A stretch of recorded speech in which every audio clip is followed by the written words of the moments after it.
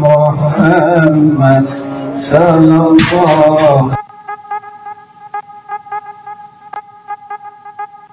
Halo CS-CS-ku, berjumpa kembali dengan manusia Madasu di Easy Film. Baiklah, berikut ini gua akan meringkas sejarah terbentuknya legenda band punk rock bernama The New York Dolls. Mereka dianggap sebagai band punk rock pertama di Amerika dan memiliki pengaruh besar untuk perkembangan musik dunia. Oke CS-CS-ku, sebelum kita mulai seperti biasa, kita intro dulu guys. Manakah kita mencari manusia, membotakkan mata, mengosongkan jiwa, saya kesunyian, tak lagi kau dengar. Inilah saatnya kau melihatnya. Ikutlah bersamaku, berjalan bersamaku, dengan apa membara, dengan asap bermakna. Marilah harapan jadi kenyataan, marilah harapan jadi kenyataan. We're gonna revolt, and on the throne. We're gonna. And you're a prima donna with man. Wow, it was hot. All your friends. Scene dibuka pada tahun 1967 ketika Sylvain dan Billy Murcia bergabung ke dalam band bernama The Pogues. Namun setelah berjalan selama 2 tahun, band tersebut akhirnya bubar setelah vokalisnya memutuskan keluar dari band karena masalah pribadi. Mereka berdua kemudian membuka toko pakaian khusus pria di seberang toko reparasi boneka yang sangat terkenal di New York. Mereka juga bertemu dengan seorang pria bernama Johnny Thunders yang kemudian menjadi teman baiknya karena memiliki banyak kesamaan. Saking dekatnya, Sylvain sampai mengajari Johnny untuk memainkan berbagai alat musik seperti bass, piano, dan gitar. Bahkan pada tahun 1970, mereka memutuskan untuk mendirikan band bernama The Dolls, dan nama tersebut terinspirasi dari nama toko tempat reparasi boneka. Kemudian Johnny merekrut 2 temannya bernama David Johansen dan Arthur Kent, atau yang lebih dikenal sebagai Killer. Pada tahun 1971, setelah merilis demo yang direkam dengan menggunakan alat seadanya, mereka menggelar pertunjukan pertamanya di tempat penampungan tunawisma dengan formasi David pada vokal, Sylvain pada gitar, Johnny Thunders pada rhythm, Arthur Kent pada bass, dan Billy Murcia pada drum.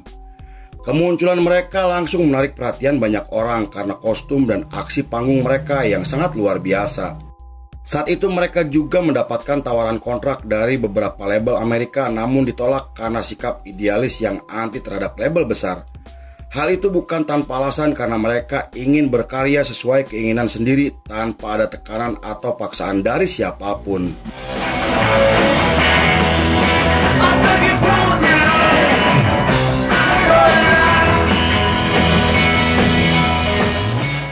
Pada tahun 1972, mereka menggelar tur Inggris untuk pertama kalinya sebagai band pembuka untuk seorang penyanyi Amerika.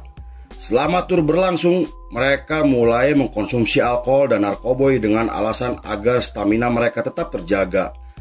Lalu ketika mereka sedang berada di tempat penginapan, mereka ditemui oleh seorang wanita yang mengundang mereka untuk datang ke acara pesta. Tetapi saat itu mereka menolak ajakan tersebut karena ingin beristirahat setelah menggelar pertunjukan yang sangat melelahkan. Meski begitu, Billy tetap datang ke acara pesta yang membuat teman-temannya mulai khawatir dengan kondisinya. Keesokan harinya, pada 6 November masih di tahun yang sama, mereka mendengar kabar jika Billy ditemukan meninggal dunia akibat overdosis narkoboy dan obat-obatan terlarang. Kabar tersebut membuat para personilnya terkejut, terutama Sylvain dan Johnny yang telah menganggap Billy sebagai saudaranya sendiri.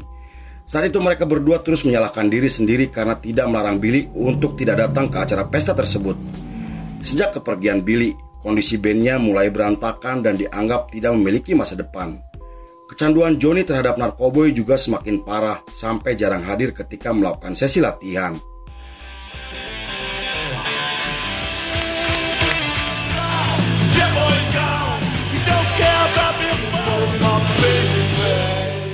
Lalu 2 minggu setelah Billy dimakamkan, mereka mendatangkan mantan drummer Kiss bernama Peter Criss untuk menggantikan posisi Billy. Tetapi karena saat itu Chris menolak untuk menjadi personil tetap, mereka kemudian merekrut Jerry Nolan atas saran dari teman-temannya. Mereka juga merekrut Marty sebagai manajer dan mengganti nama bandnya menjadi The New York Dolls. Dengan menggunakan nama barunya, mereka akhirnya bergabung dengan label independen dan merilis album pertamanya yang dianggap gagal secara komersial.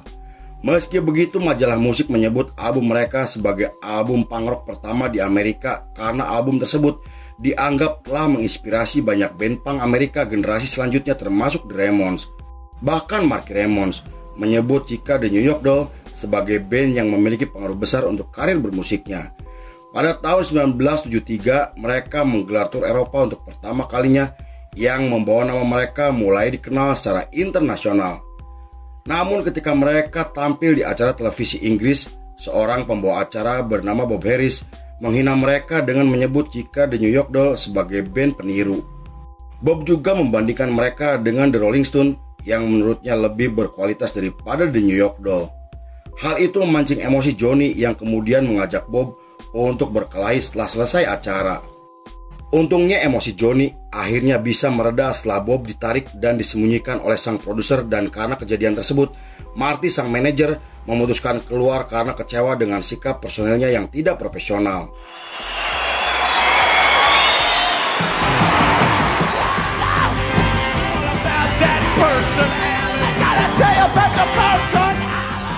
Pada tahun 1974, mereka merilis album keduanya yang membuat mereka memenangkan penghargaan sebagai band punk terbaik di periode tersebut. Mereka juga mulai memiliki basis penggemar yang sangat besar hingga digambarkan oleh para jurnalis sebagai band yang berhasil mendobrak industri musik Amerika. Namun ketika mereka akan menggelar tur 5 kota bersama band television, Arthur Kent mengalami kecelakaan yang membuat ibu jarinya terluka. Karena hal itu, mereka merekrut personel sementara bernama Peter Jordan untuk menggantikan Ken sebagai basis sementara. Selama tur berlangsung, mereka bertemu dengan Malcolm McLaren yang dikenal sebagai perancang busana asal Inggris sekaligus manajer band punk fenomenal bernama Sex Pistols. Pertemuan tersebut membuat pertemanan mereka semakin akrab hingga Sylvain menjadikan McLaren sebagai manajernya. Sejak McLaren diangkat sebagai manajer, The New York Dolls mulai berubah menjadi band politik yang sangat kritis terhadap pemerintahan. Saat itu penampilan mereka juga berubah dengan menggunakan kostum merah dan bendera komunis sebagai backgroundnya. Hal itu membuat mereka menerima banyak kecaman hingga diboikot oleh beberapa negara karena dianggap berbahaya dan dituduh sebagai simpatisan komunis yang akan merusak moral anak muda di Amerika. Terlepas dari sikap dan citra mereka yang kontroversial, namun mereka malah menjadi semakin terkenal dengan karya yang telah diakui oleh dunia.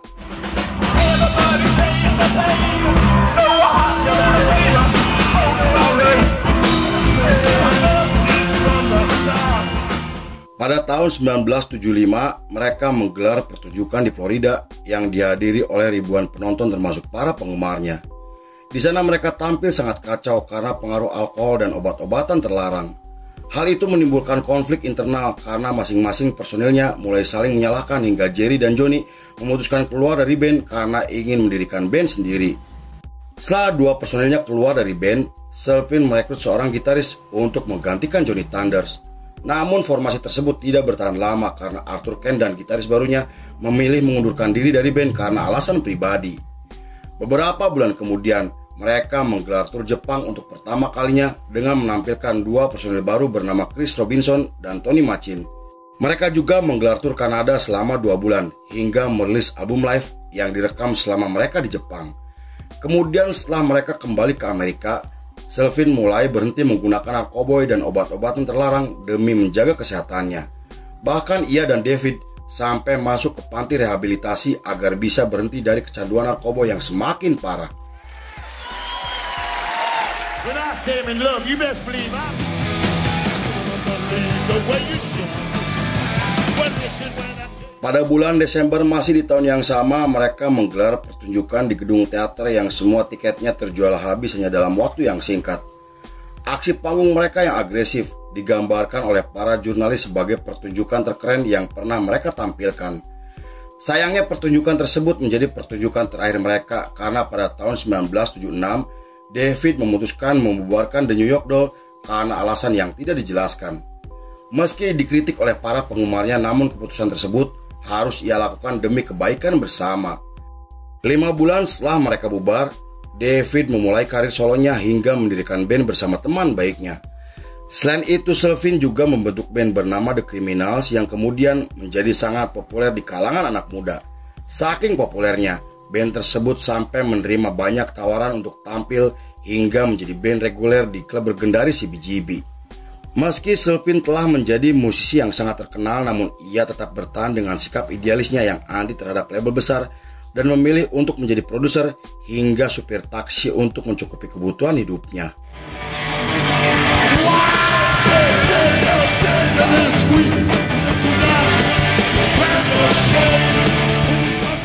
Pada 23 April 1991, Johnny Thunders ditemukan meninggal dunia akibat overdosis narkoboy dan obat-obatan terlarang. Kabar duka tersebut menggemparkan industri musik dunia yang membuat banyak penggemarnya tidak percaya.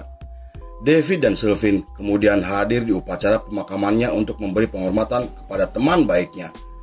Namun 1 tahun kemudian, mereka harus kembali kehilangan mantan personelnya Jerry Nolan yang meninggal akibat stroke yang ia derita. Hal itu membuat David merasa sangat kehilangan karena sebelum kematiannya, Jerry pernah mengatakan jika ia ingin menggelar pertunjukan reuni bersama personil lamanya. 12 tahun kemudian, tepatnya di tahun 2004, The New York Dolls akhirnya bersatu kembali untuk menggelar pertunjukan reuni yang digelar di Inggris. Acara tersebut diselenggarakan oleh Morrissey, seorang penyanyi terkenal sekaligus penggemar berat dari The New York Dolls. Namun pertunjukan tersebut menjadi pertunjukan terakhir Arthur Kent karena 2 hari setelah pertunjukan tersebut, Kent dinyatakan meninggal dunia akibat penyakit leukemia yang ia derita selama bertahun-tahun. Lalu untuk menghormati para personilnya yang telah meninggal dunia, seorang sutradara bernama Greg merilis film dokumenter yang menceritakan tentang Arthur Kent dan perjalanan band The New York Dolls.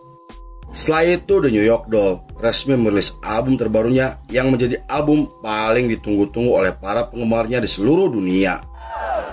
By the way, this one is in the key of A.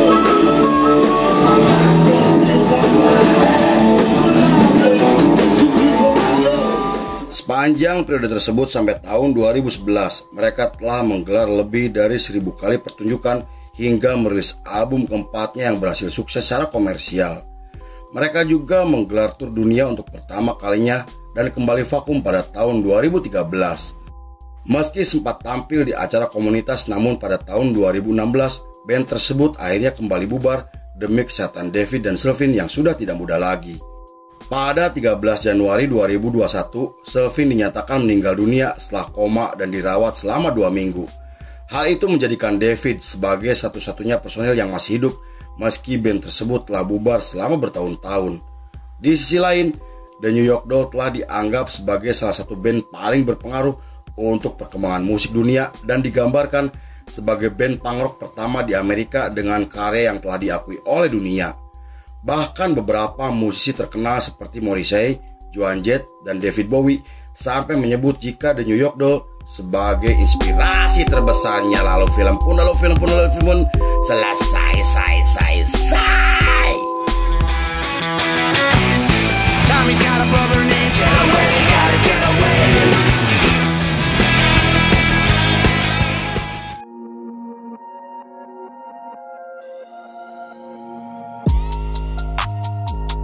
Semua manusia sedang mengukir sejarahnya dan musik bisa digunakan sebagai sarananya. By Tukang Cuangki. Oke CSSku, terima kasih sudah menyaksikan ringkasan ini gak selesai. Saya beserta jajaran Berandal Malam kembali pamit undur diri, sampai jumpa di episode berikutnya. Bye bye hampura bailo YCSku. Yeah.